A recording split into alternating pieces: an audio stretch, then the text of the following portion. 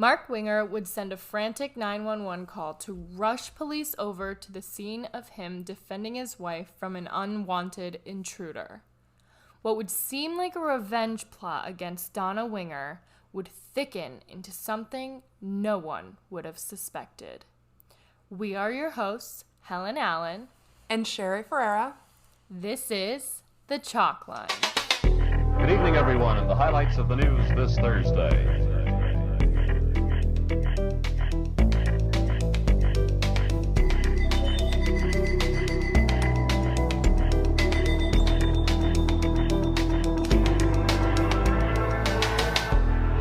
Donnah Winger was married to Mark Winger, and the two of them had an infant daughter. My daughter. It's your laugh on that. I know, I hate it. You can't laugh that loud. You just can't. The two of them had an infant daughter named Bailey. They were married in 1989, and Mark was offered a job, and the newlyweds settled in Springfield, Illinois. They moved into a nice home in a neighborhood that would be great for Bailey to grow up in. And Donnah came from a very close-knit family, so even though she moved to Springfield, she did make a point to often take visits to see her loved ones in Florida. On August 23rd, 1995, Donnah had taken a 90-minute ride home from St. Louis International Airport after a trip from Florida to visit her mother and her stepfather. She was with her infant daughter, Bailey. The driver of the shuttle, I guess it was like a shuttle van that was taking her home, his name was Roger Harrington. During the ride, Roger Harrington drove erratically and well over the speed limit, and he also said out loud to Donnah that he hears voices telling him to kill people. Okay, so let's unpack that for really? a bit. Not the ride of your life. No. You're not gonna call. It's definitely not a 5-star Uber. I'll just put that out there. It's alarming. I would leave the car immediately. Tuck and roll. Yeah, just cradle my throw daughter. The baby. Yeah, throw the baby. She'll be fine. She's better off. Yeah. Anyway, so yeah, Donnah thought just like us, that's sketchy, not the best ride ever. So she documented all of these details and wrote it all down in a letter. And then her and her husband Mark reported the incident to the shuttle van company. As they should. Right. Because of this complaint, Roger was subsequently suspended. Now I'm going to skip ahead a few days to August 29th. So that happened on August 23rd, and now it's 6 days later, August 29th. Mark Winger calls the police. 911 emergency, what's emergency? Help me! My God, my wife's breathing. Okay, you need an ambulance? I need everything! Springfield Police. Yes, help me. What's the problem? I just shot this man in my house. He's inside your house right now? He beat my wife. Is he in there right now? Yes, sir. Does he have a gun? Her brains are everywhere. Where's the man at? He's laying on the floor. Is he dead? I don't know. He's making weird sounds. Sir, 20. Sir, slow down. I can't understand you. Slow down. Is the man still in your house? Yes, he's laying there on the floor with a bullet in his head. Did you shoot him? Yes, I shot him. He was killing my wife. Please, my baby's crying. I gotta go. I'll call you right back. Hello? Winger? Yes. This is the police department. We've got officers en route. I need to know what's going on there. My wife is dying on the floor. Okay, is she still alive? I think so. Okay, we've got ambulance en route and we've got police officers en route. Where is the gun? I left it on the table. It's on the table. Please, Okay. God, please come here. We've got people on the way. Okay. Who is this man? I don't know who he is. He's still inside the house? Yes, he's laying on the floor. Okay, I gotta hold my wife. I gotta get to my wife. Okay, are you Mark Winger? Yes, I am. Okay, and your wife is Donnah? Yes, she is. When did the man come there? I don't know, a few minutes ago. Wait, I gotta get to my wife. Please, just let me get to my wife. I won't hang up, okay? Okay, we've got officers en route. Okay, my door's open. Okay. Okay. So that 911 call it's a little hard to listen to, so I'm just going to like do my best to sum it up. But basically, Mark Winger calls the police because there was an intruder in his home, and he has shot the intruder in an attempt to save his wife, because the intruder has a hammer and is like whacking his wife over the head with it. He's beating her. And so Mark shoots him. And on the phone with the police, he mentioned that the guy is making noises, and then he has to hang up because his daughter is making noises. So he needs to go tend to his baby. He does make a point to say that he did shoot the man twice. When police arrive, they find Donnah Winger face down on the dining room floor. Roger Harrington, the shuttle bus driver, lay a few feet away on his back. So now, what Mark told the police is he was on the treadmill when he heard this, like, commotion upstairs. So he was in the basement and heard, like, everything going on, basically? Yeah, so I guess, I mean, from what I know, he just says he heard a commotion. I would assume it's Donna screaming and, like, maybe a male voice or something. So he runs upstairs and then runs upstairs further to, I think, his bedroom, grabs a pistol, runs down to the hallway, sees Roger Harrington beating his wife with a hammer, and he shoots him. So he, like, blurted out to the police, "This is the man who has been stalking my wife. This is the man who has been harassing my family." Police ask why Roger would have been there, and Mark, like, has no idea. Like, Mark's like, "I don't even know how this, like, would have happened." And from the phone call, you can tell how frantic and just, like... it's he's falling apart. It's definitely a crazy scene. So they look into Roger Harrington, and the background check indicates that Roger had a history of mental illness, and he had even been hospitalized for psychiatric treatment before, which would, you know, further explain him saying that he hears voices and just his, like, neurotic behavior when he was driving the shuttle bus. Yeah. During that scene, Harrington had used a hammer that was just, like, on the dining room table. Donna had wanted a picture hung by Mark, so she left the hammer on the table to remind him to hang it. Which, just, like, when I read that, I literally got chills, because just think about the fact that, like, I mean, and this is not victim blaming, because how the hell would she have known? But, like, it's like she gave the murder weapon. You know 100%. What I mean? Like, if she hadn't put the hammer there, could things have gone differently? It's just so sad to think about. Yeah.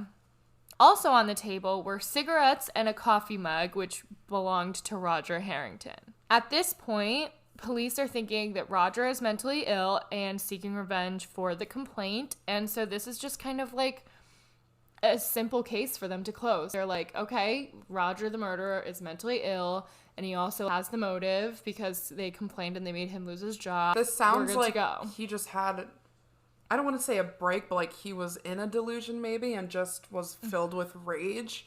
Right, and like with a lot of mental illnesses, I don't know exactly what Roger had, but, like, things just pile on, and we don't know maybe how hard it was for him to get the job in the first place, because he had to be, oh my god, so many H's. It's okay. He had to be hospitalized for psychiatric treatment before, so I don't know, like, maybe this was kind of a difficult job for him to get in the first place, and then he loses it. Like, these kind of things, I think, for, like, even someone who doesn't have a mental illness can just, like, make anybody, you know, like, flip a switch. Yeah. So all these things, I think, do add up. The investigation comes to a close, and, you know, the media also, like, this is essentially a gold mine for the media, because everybody wants to capitalize off after this, like, noble father who saved the day, and, like, it's just a big deal to them. And wasn't he, like, well-known in their community almost? Like, a lot of people knew Donna and Mark. They definitely were not people that, like,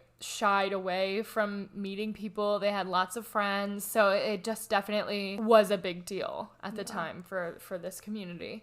And Mark Winger even wrote a letter thanking the community for all of their support, and it's, like, this long, detailed letter about how him and his daughter are very grateful. And, you know, the media eats up wholesome stuff like that. Of course. Yeah. I mean, he's a single father now and had this horrific thing happen. He's going to be in the light for a while. Exactly. But is a case ever really that simple. Oh my God. So about 4 years rolls around before things start getting really shaken up here. Roger's family refuses to believe this. His mother says, like, he has no history of violence at all. This just would not be the first thing he ever does. Okay. So they're very thrown off by the whole thing, and they're just, like, advocating for their son. Listen, you guys just, like, took this all at face value. Can we look into it? Like, at the end of the day, if it's him, but let's be certain, people. Also, by the time 4 years rolls around, Mark Winger married his daughter's nanny and had 3 children with her. I'm sorry, what? Yeah, like, I'm not trying to judge. I get it that people move on. In different ways, grieve in different ways, but a year? 4 years. Well, I don't know exactly. This is within the span of 4 years he had the 3 kids. He did move on very soon after with the wife, or with the nanny. Well, I mean, not his sure wife when the now. children were born, yeah. So, anyway. Crazy. Yeah, he definitely moved very quickly. He was wasting no time. Then, Deanne Schultz, who is Donna's best friend, she's suffering from depression and even had to be as much as institutionalized. Really? She was given electroconvulsive therapy to treat her depression. Okay, which so it was bad. It was bad. Yeah. So John Schmidt, the prosecutor, says Deanne took all of the most extreme courses to get well and nothing worked. But then one day, she tells her doctor, "This has been burdening me. This is what I know." After the doctor told her to go to the police, she spoke to detectives. Turns out, she had an affair with Mark Winger prior to and after the murder. That's not Donna's best friend. Mm-hmm. We're gonna cut that right there. Literally, like, what? I'm sorry, what? Apparently, he had planned on marrying Deanne and purchased a ring for it. Mark claims that this is all fake and that she was just mad that they didn't end up getting married. However, hotel receipts and telephone records confirm Deanne's claims of the affair. So now police are like, maybe this wasn't as easy as we thought. Yeah, like, can we put in the work today? Can we be detectives we do today? the job we have to do? Yeah. Yes. Mark claims to have fired 2 shots into Roger Harrington, right? Yeah. The neighbor, however, heard about 5 minutes in between the 2 shots. This is, he doesn't explicitly say in the call that he did them back to back, but you would think that the 2 shots were, like, more immediate. Minutes, when you're on a scene like that, is a long time. Exactly. I mean, my impression was that it was done in, like, almost a quick succession because he was so frantic. I would think that if he did fire 2 shots, it was like, bam, bam, instead of, like, bam, let me pour a cup of coffee, 5 minutes later. Yeah, like, it's bizarre. It becomes impossible for police to understand that he fell backwards, like Mark had repeatedly said during interviews. Because if you remember, Mark was saying that he shot him, like, as he was attacking his wife, meaning that Mark was behind the intruder and shot him. So if he fell backwards, that would mean that his feet and Donna's feet would probably be closer to each other than their heads. He would have fallen backwards, not forwards. Mm-hmm. And Donna would probably not be face down either. Also, it turns out that Mark had filed a multi-million-dollar lawsuit against Roger Harrington's company. That's just a little note. Keep that with you. It's important. So police now are like, okay, that could be potentially the motive. And we're seeing some sketchiness in the crime scene, some inconsistencies. So they start to, like, question him a little bit further, and Mark tells police, he ran down the hallway towards the dining room and found Roger Harrington kneeling on the floor, striking his wife with a hammer. Mark then says he shot Roger twice in the head. However, ballistic tests on Mark's pistol show that the shells are ejected backwards and to the right. So, like, when he shoots the gun, the shell will shoot behind who is shooting it. Yeah. So it won't go in front of him. It won't go to the side. It'll go behind him and to the right. The shell casing was found inside the dining room. So if Mark was the one to have shot the gun and he was standing in the hallway, how would it have gotten inside the dining room? There was also evidence that Roger Harrington's body had been moved before the second shot was fired. On the floor, there were 2 separate pools of blood, a small one and a large one. The smaller one is where they assume that he was shot in the first place. Then he was turned over and shot again and laid there for the longest, so it formed a larger pool of blood. A bullet was in the larger pool of blood. At this point, the police are thinking like, yeah, this is consistent with the neighbor's story of a 5-minute gap between the shots. Yeah, because he moved the body. Yeah, he's like fully picking up a grown man and moving him. That's going to take some time. And also, it's probably after the 911 call when he says his baby is making noise. Yeah. It's actually Roger Harrington. Tom Bevel, a forensic blood spatter analyst, recreated the scene. If Roger Harrington had been striking Donnah Winger, traces of Donna's blood would have been on his shirt. The only blood on Roger Harrington's shirt was his own. Mark's story of Roger falling backwards was inconsistent with the physical evidence. His body and height would not have made it possible for him to have fallen backwards and landed where he landed based on what Mark was shooting. I think we have made that very clear at this point, but I just really want to drive it home because that is what police are very hung up on. I mean, it's all this evidence that was right there in front of them when they got to the scene and they just decided to completely overlook it for whatever circumstance. And whoever struck Donnah did so from an entirely different location than the one that Mark described. But yes, Mark described the scene to them, but they showed up there. So I don't know why they weren't looking at the crime scene photos immediately. As trained detectives, you would think that they would just look at the scene, double check it. Yeah.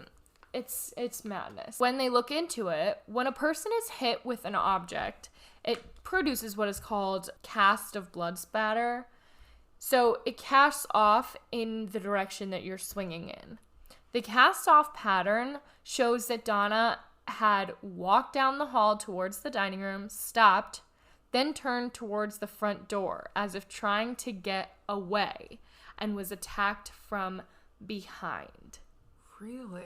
So the thing I just feel is important to mention is that Donna's fleeing to the front door and she's coming from the hallway. So if Roger Harrington had come in to, let's say, apologize, because I'm pretty sure that's the story that Mark tried to say is that he tricked Donnah into letting him in because he was going to apologize for everything or whatever. Yeah. Donnah would have already been in the dining room with him. Yeah, she wouldn't have been coming from the hallway. And another thing is maybe she wouldn't have run to the front door because maybe he would have been towards the front door if he had just come in. There's just so many inconsistencies with the fact that there's an intruder here. It sounds more like the killer was well in the house. Yeah. It doesn't sound in the hallway area. Exactly. Not the dining room. Exactly. They look further. A single elongated cast-off blood spatter was on Mark's sleeve, proving he was closer to Donnah during the attack than he actually admitted. So this makes it more consistent that he was the one delivering the blows. Further, Harrington's roommates told police that he got a call from Mark to meet him at 4:30. Shut up. In Roger's car, police cross-check it and find a note with Mark's address and a time to meet at 4:30. So here we are thinking that Roger went out of his way to go to their house, but really, Mark had invited him. He left the door open. Literally. Springfield Police Detective Doug Williamson, he's the interviewing detective in Mark's trial questioning, was at first really persuaded of Mark's innocence. But his partner, Detective Charlie Cox, said that he became suspicious when Winger first started showing up at the police station. So I guess soon after, that's not very clear, but I guess soon after everything went down, he had began, I think this was a few months after the murders occurred, he had began going to the police station. He went by to ask for his gun back, which is weird because it's like, okay, the one person you feared is supposedly dead, and also your wife is dead. Like, what do you need your gun? Why are you so concerned about having your gun right now, dude? Then, like, on top of that, the two detectives just, like, started becoming pretty serious about thinking, like, he possibly committed the murders. Detective Cox said, I released the gun back to Mark, and we sat and talked for, like, about a half hour. He was wanting to know how the case was going. As far as I was concerned, he should have just accepted that it was closed. So did he think they were like, why would he think that they would still be looking into it if he specifically named Roger as the killer? I mean, like, put yourself in Mark's shoes. If you didn't do it and you think that Roger did it, why would you think the police would still be investigating it? It's like, clearly he has some kind of knowledge here that is more than what the police know, because he's trying to dig and make sure that they're not on his scent. Although Mark denies it, the detective also remembered him dropping by a second time to say that he was remarried to his daughter's new nanny, whom he had literally just hired 5 months after Donnah died. It's just very crazy. And the detective's like, he just, like, kept coming in. I kept feeling like he was trying to figure out something and, like, check if we were checking into anything. So sauce. Yeah. So he's like, something is wrong here, big time. Let's break it down. Evidence shows that Mark did call Roger. Roger shows up, walks in with his cigarettes and coffee. Supposedly, Mark was, like, saying that he was going to create a situation where Roger could get his job back and everything would be fine. So baiting him. Yes. Prosecutors believe that Mark brought Roger over to the refrigerator where they kept Donnah's note about the shuttle bus company. He then ordered Roger to his knees and fired a single shot into his head. The next door neighbor heard that shot, and so did Donnah. She turned towards the front door and ran. Mark then ran after her and hit her with a hammer. Then Mark calls 911. During the call, Mark realized Roger was still alive, so he says his baby is crying, but instead turns Roger over and shoots him a second time. The dispatcher calls back moments later, and then the police arrive. 4 years later, the case comes to a close, and Mark is charged with the murders of Donnah and Roger. The motive was partially financial, because Donnah had a $200,000 life insurance policy, and the fact that he was also suing Roger's company, like I said. Deanne Schultz told the police that Mark also was, like, trying to leave Donnah. Supposedly, she says, quote, as soon as Mark got the story about the trip, he knew that was the guy. As soon as Roger was part of this whole thing and Donnah wrote that letter, he knew, like, this is someone I can frame. So he basically jumped on this opportunity to find a way out of his marriage that he could have easily just been like, hey, I want to separate. It's a done deal. Yeah, absolutely. Like, isn't it so much easier to sign a divorce paper than to, like, bleach your entire house after a murder? Like, I just, like, don't. It's so much less work to just get a divorce. And it's even weirder that this is, like, the solution that a lot of, I feel like, men take in cases like this. Like, there's always a financial trouble. There's always a want to get out. And then they're immediately like, I have to get rid of my wife. Right. And I know that, like, a lot of, this is off topic, but a lot of, like, family annihilator cases, 100%. Most of them are financially driven. Because I feel like people get backed into a corner and then they just don't know what else to do. Mark was sentenced to life in prison without parole. Good freaking liar. Right. And Schmidt, the prosecutor, goes on to say, Roger was not a violent individual, not a homicidal maniac, as Mark tried to portray him. He was an individual that, like many Americans, had a mental illness, and it was being addressed. And Roger's father, like, spoke about it. It's heartbreaking to listen to him. But he says, and, you know, it's very valid, they cleared his name, but like they said, we buried him a murderer. Which, I mean, is so true. They could never get that moment back. Right. Because in everyone else's mind. The funeral that they went to, I imagine not many people went. I imagine whoever did go had thoughts in the back of their mind and they weren't able to totally just like be there and memorialize him. Yeah, like my heart goes out to those people who didn't have the proper burial for their son that they deserved. So then things get a little bit weirder after Roger is behind bars. Like even more weird? He's in prison. Right. Like you what would happened? think this would stop now. But in 2006, when he is a 48-year-old man, he was actually indicted for attempting to hire a fellow prisoner to commit another murder for him. Oh my God. What is wrong with you? Allegedly tried to solicit a Pontiac prison inmate, Terry Hubble, who was then 44, to arrange the murders of Deanne Schultz, the girlfriend and mistress at the time of Donnah's death, and just like a childhood friend, Jeffrey Gelman, who's like a wealthy real estate developer living in Florida at the time. Okay, throw in like the mailman too. What is this list? I know, like I tried to look into this and like all I could find is that like Mark had allegedly felt that he had slighted him, and I'm like, okay, cool, so murder him. God. Like what? Huh? The plot like originally involved having the inmate who was at the time serving natural life for the 1983 murder of a 14-year-old girl. So he's a real winner here. Okay. He was going to arrange for a hitman to kidnap Gelman, the childhood friend. And that, I guess, like, what happened was, like, Roger reached out to Gelman and, like, asked him to put up his $1 million bail. And Gelman was like, yeah. About that. I'm not gonna do that because I think you killed your wife. Like, he just literally was like, yeah, that doesn't sound like something I feel like doing for you. That's a lot of money when I think you killed your wife. So then when he wouldn't post this bail, he was like, well, then I need a ransom in exchange for not harming your family.